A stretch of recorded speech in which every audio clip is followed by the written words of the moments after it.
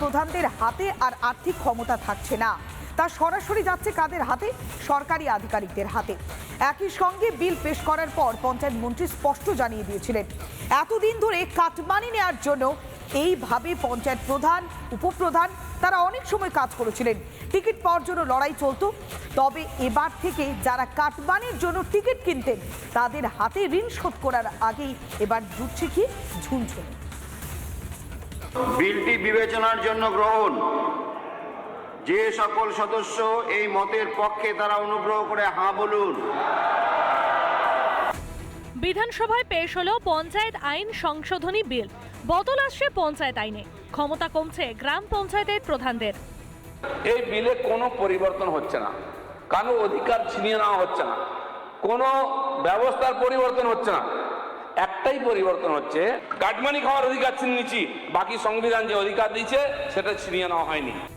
গ্রাম পঞ্চায়েত প্রধানের চেয়ারে বসে তোলাবাজি কাটমানি, তৃণমূল জমানার চেনা ছবি। সেই ছবি বদলাতে বিল পেশ করলো রাজ্য সরকার। আগে গ্রাম পঞ্চায়েতের আর্থিক লেনদেনের ক্ষমতা ছিল প্রধানের উপরে, সেই দায়িত্ব পঞ্চায়েত সচিব এবং অফিসারদের উপর দিতে চায় সরকার। অর্থাৎ পঞ্চায়েতের বিল পাশ করাতে হলে প্রধানের সই দরকার হবে না। একজন সেক্রেটারি বা এক্সিকিউটিভ অ্যাসিস্ট্যান্ট সিগনেচার করবেন, কিন্তু অনুমতি দেবেন প্রধান, হিসাব দেখবেন প্রধান। তিনি সেখানে জনতার বৈঠক করবেন, সিদ্ধান্ত নেবেন কোন রাস্তা হবে, সব তিনি করবেন। সইটা এই জন্য করতে দেবো না, কারণ একজন কন্ট্রাক্টরকে 3 বার ঘোরানো হয়, 5% দেবেন না 10%, তারপরে সই করেন। সেই অধিকারটা ছিনিয়ে নিচ্ছি। একটা রেসিডেন্সিয়াল সার্টিফিকেটের জন্য পয়সা নেওয়া হয়, একটা বার্থ সার্টিফিকেট, ডেথ সার্টিফিকেটের জন্য পয়সা নেওয়া হয়, কেন? আর যদি সেক্রেটারি আর অ্যাসিস্ট্যান্টের হাতে আমরা ক্ষমতা দিয়ে দিই চেকের, কি অসুবিধা হয়ে যাবে? অসুবিধা ওটাই হবে, কাটমানিটা অসুবিধা হয়ে যাবে। তৃণমূলের কাটমানি সংস্কৃতির জন্য প্রচুর ক্ষতি হয়েছে বাংলার। আবাস যোজনার টাকা বন্ধ হয়েছে, 100 দিনের টাকা পাননি শ্রমিকরা। চেয়ারে বসেই তোলাবাজি শুরু করেছিলেন পঞ্চায়েত প্রধানরা, কারণ গদিতে বসতে তো টাকা দিতে হয়েছে, উসুল তো করতে হবে। টিএমসির আমলে শুনতাম তার নেতারা বলছে এত লাখ টাকায় পঞ্চায়েতের টিকিট, এত লাখ টাকায় সমিতির, এত লাখ টাকায় জেলা পরিষদের টিকিট। সে ঋণ এখনো সহজ হয়নি, আর হাতে ঝুনঝুনি, স্বাভাবিক অসুবিধা হবেই। অনেকের খুব অসুবিধা হচ্ছে, কেন আইন পরিবর্তন হচ্ছে।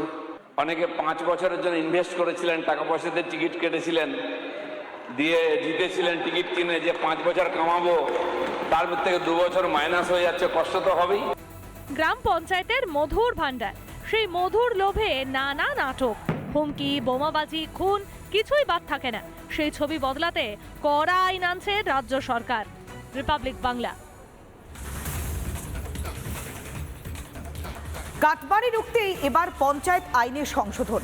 কেননা এতদিন আমরা দেখেছি পঞ্চায়েত নির্বাচনে হিংসার ঘটনা ঘটেছে, রক্ত ঝরেছে। তবে আজ বিল পেশ করার পর যেখানে মন্ত্রী দিলীপ ঘোষ স্পষ্ট জানালেন, যদি কাটমানি বন্ধ হয়ে যায় সেক্ষেত্রে পঞ্চায়েত ভোটে হিংসা বন্ধ হবে। এতদিন পঞ্চায়েত ভোটে কাটমানির লোভেই তো হিংসা হতো, নিঃসন্দেহে এই সংশোধন জরুরি, এমনটাও বার্তা দিয়েছেন পঞ্চায়েত মন্ত্রী।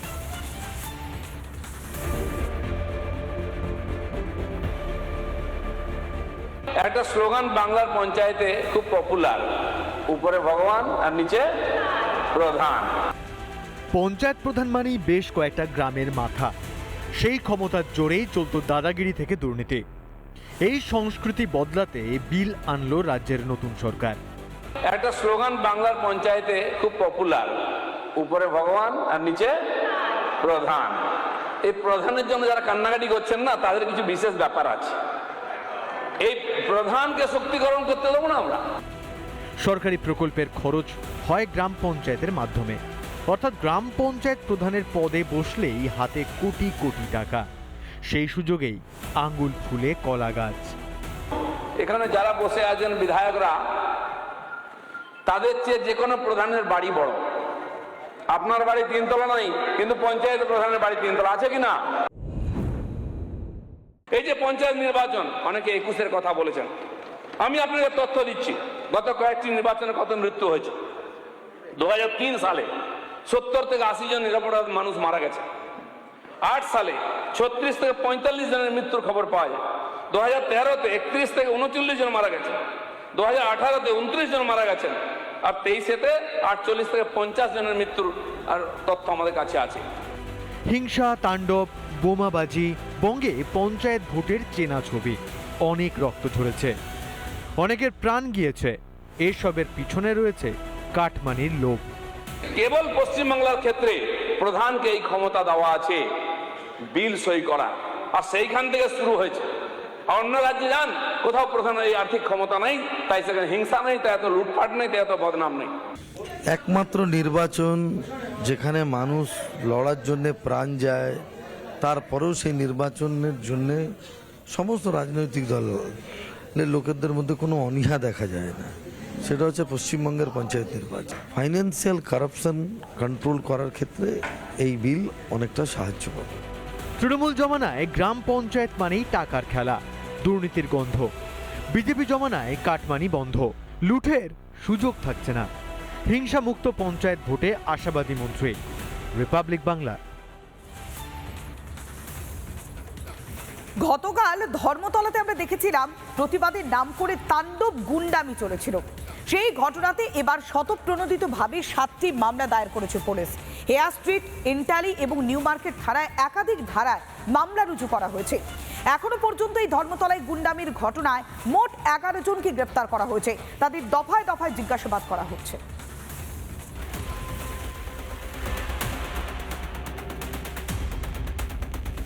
শুক্রবার শিয়ালদা থেকে ধর্মতলা পর্যন্ত মিছিলে আন্দোলনের নামে অসভ্যতা বামেদের। আন্দোলনের মধ্যেই চলে পুলিশকে লক্ষ্য করে পাথর বৃষ্টি, তাণ্ডব, আক্রান্ত সংবাদ মাধ্যম। বিধানসভা অধিবেশনের শুরুতেই সাংবাদিক নিগ্রহের নিন্দায় সরব মুখ্যমন্ত্রী শুভেন্দু অধিকারী। গুন্ডা দমন আইনে এমন ব্যবস্থা নেব যাতে একদিন নয়, এই গুন্ডাদের 3 পুরুষ মনে রাখে। সাংবাদিকদের উপর হামলার ঘটনায় 3টি থানায় 7টি মামলা রুজু করা হয়েছে।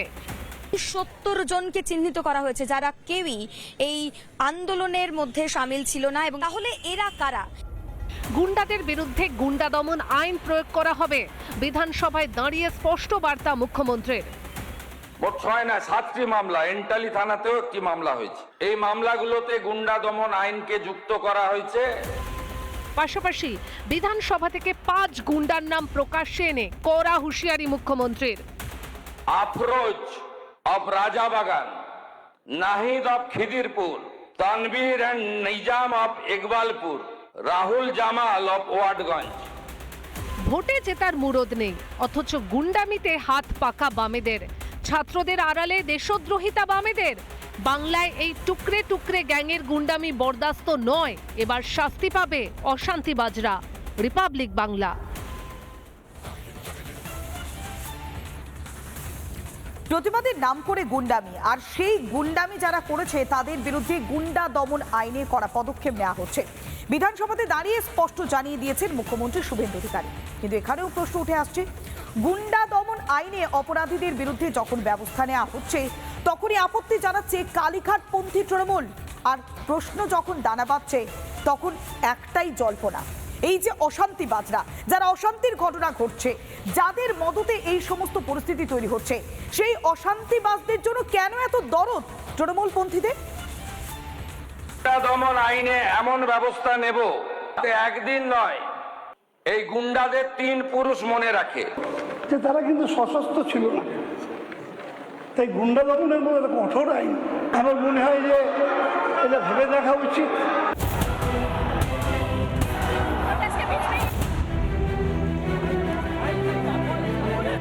বিক্ষোভের শুক্রবার ধর্মতলায় ধুন্ধুমার।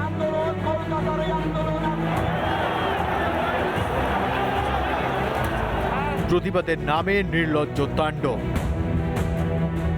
ছাত্রদের আড়ালে গুন্ডামি,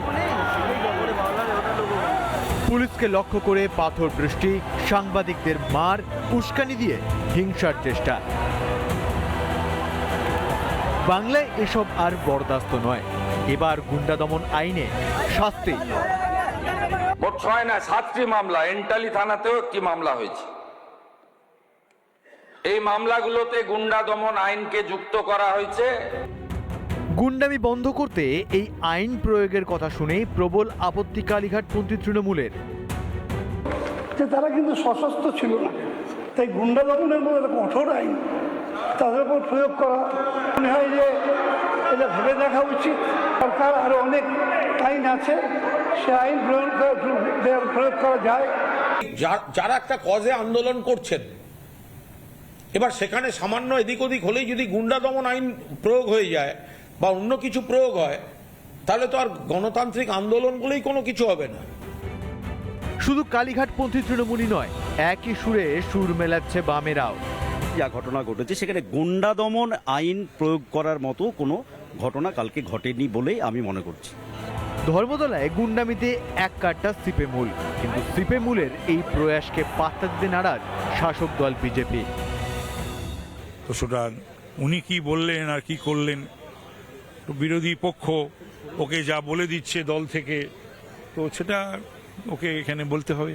রাজাবাজার, পার্ক সার্কাস, মেটিয়াবুরুজ এই সমস্ত জায়গার লোকেরাই তো এদের ভোট ব্যাংক, এদের দুধেলগাই ভোট ব্যাংক। তো দুধেলগাই ভোট ব্যাংকের জন্য লড়াই করবেন খুব স্বাভাবিক। এই সরকার মজবুত সরকার, এই সরকার মজবুর সরকার নয়।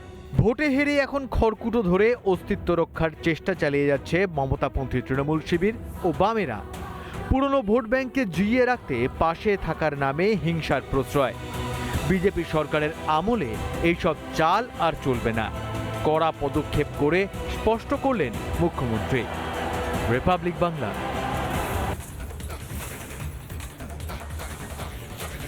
কেন্দ্রীয় শিক্ষামন্ত্রীর পদ থেকে ইস্তফা দিয়েছেন ধর্মেন্দ্র প্রধান। ইতিমধ্যেই প্রধানমন্ত্রী নরেন্দ্র মোদীর কাছে ইস্তফাপত্র পাঠিয়ে দিয়েছেন তিনি। দেশের একতাকে অটুট রাখবার জন্যই গুরুত্বপূর্ণ সিদ্ধান্ত তিনি নিয়েছেন। সোশ্যাল মিডিয়াতে স্পষ্ট বার্তা দিয়েছেন পদত্যাগী কেন্দ্রীয় শিক্ষামন্ত্রী। বর্তমানে কেন্দ্রের নতুন শিক্ষামন্ত্রী হলেন প্রহ্লাদ যোশী।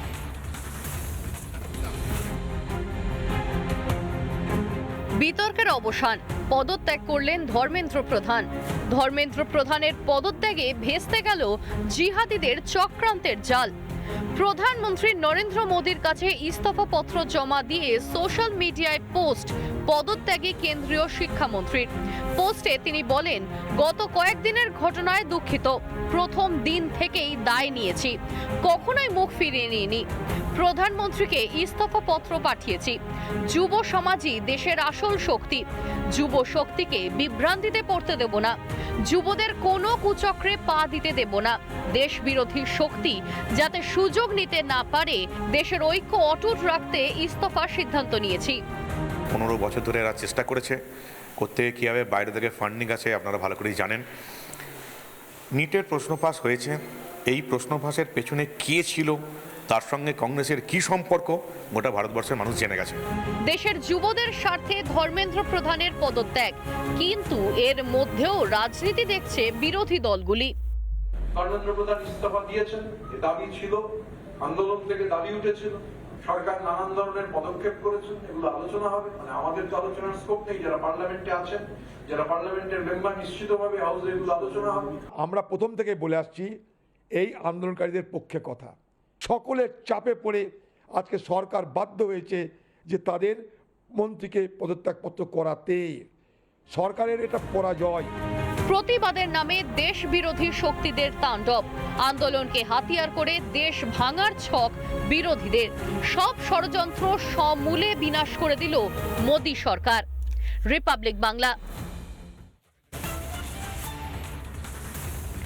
হাইকোর্টের নির্দেশ না মেনেই মিছিল করবার চেষ্টা, পার্ক সার্কাসে জমায়েত করলো কালীঘাটপন্থী তৃণমূলের সদস্যরা। এমনকি পুলিশ যখন বাধা দিতে যায় তখন রীতিমতো গাজোয়ারি চলে, রীতিমতো হুজ্জুতি করা হয়। এমনকি অনুমতিবিহীন এই মিছিলে বিশৃঙ্খলা তৈরি করবার জন্য, অশান্তির পরিস্থিতি তৈরি করবার জন্য ইন্ধন যোগাচ্ছিলেন খোদ মমতা বন্দ্যোপাধ্যায়।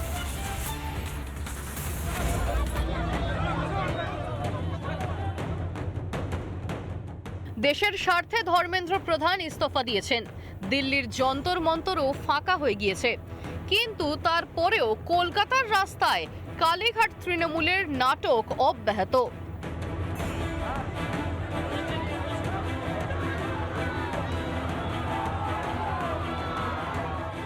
পদ্মপুকুর থেকে মিছিল করতে রাস্তায় নামে মমতা ও তার দলবল।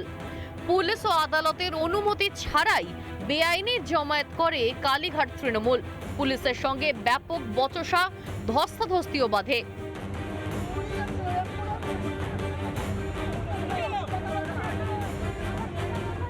হাইকোর্টের অনুমতি না থাকায় পুলিশ সেই মিছিল কার্যত সেখানে আটকে দেয় এবং যে সমস্ত তৃণমূল নেতৃত্ব সেখানে উপস্থিত ছিলেন তাদের জমায়েত সেখান থেকে সরিয়ে দেয় পুলিশ আধিকারিকেরা। ঘটনাস্থলে নামানো হয় সেন্ট্রাল ফোর্স। এরপরে ঘটনাস্থলে পৌঁছান মমতা। মহিলা পুলিশ কর্মীর সঙ্গে রীতিমতো ধাক্কাধাক্কি করেন।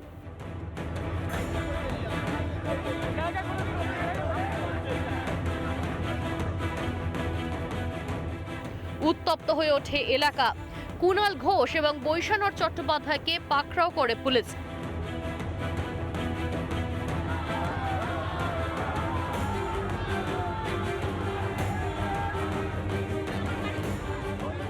এদিকে বেগতিক বুঝে চম্পট দেন মমতা। স্কুটারে চেপে কালীঘাট ফেরেন মমতা। এদিকে পার্ক সার্কাসে দেখা মিলল না ভাইপোর। লালবাজারের গেটে দাদাগিরি করতে গিয়ে পুলিশের ধমক খান ডেরেক।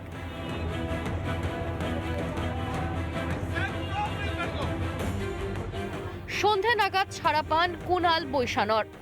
কোর্টের রায়ের পর আমরা সভা থামিয়ে দিয়েছি। আমাদের অকারণে অ্যারেস্ট করে আনা হয়েছিল, পরে এখন বেল দেওয়া হয়েছে। আমরা ওই দালাল বেঈমান বালিশ চাটার দলের নই। কোন পাবলিসিটি পাওয়ার জন্য সবকিছু করতে রাজি আছে। মানুষ তো তাদের রিজেক্ট করেছে, এখন সবে 10 সপ্তাহই হয়েছে। তারা এখন ওটা সহ্য করতে পারছেন না। তারা যতই চেষ্টা করুন না কেন, মানুষ তাদেরকে, তার দলের এমএলএরাই তার সাথে নেই। মানুষ আর কি, মানুষ দেখছে এই সমস্ত নাটক। হেরেও হম্বিতম্বি মমতার। ক্ষমতায় থাকতে বিরোধীদের কর্মসূচির অনুমতি দিতেন না, আদালত থেকে অনুমতি নিতে হতো। আর নিজেদের বেলায় আদালতের অনুমতির পরোয়া না করেই অশান্তি পাকাতে পথে নামছে পিসি ভাইপো। সৈকত পাল ও ইন্দ্রাশিস বাগচির রিপোর্ট, রিপাবলিক বাংলা। বিধানসভাতে ভাইপোর সেবা দুর্নীতির পর্দা ফাঁস। একেবারে হাতে কাগজ নিয়ে ছবি সহ প্রমাণ দেখিয়ে ভাইপোর সেই ভয়ঙ্কর কারনামা তুলে ধরলেন বিধানসভাতে মুখ্যমন্ত্রী শুভেন্দু অধিকারী। সেবাশ্রয়কে কেন্দ্র করে ভাইপোর চিটিংবাজি, এমনকি রোগীদেরকে খুনের যে চেষ্টা, সেই সমস্ত অভিযোগে ভাইপোকে ছাড়া হবে না। কড়া ভাষায় হুঁশিয়ারি দিলেন বিধানসভায় দাঁড়িয়ে মুখ্যমন্ত্রী শুভেন্দু অধিকারী।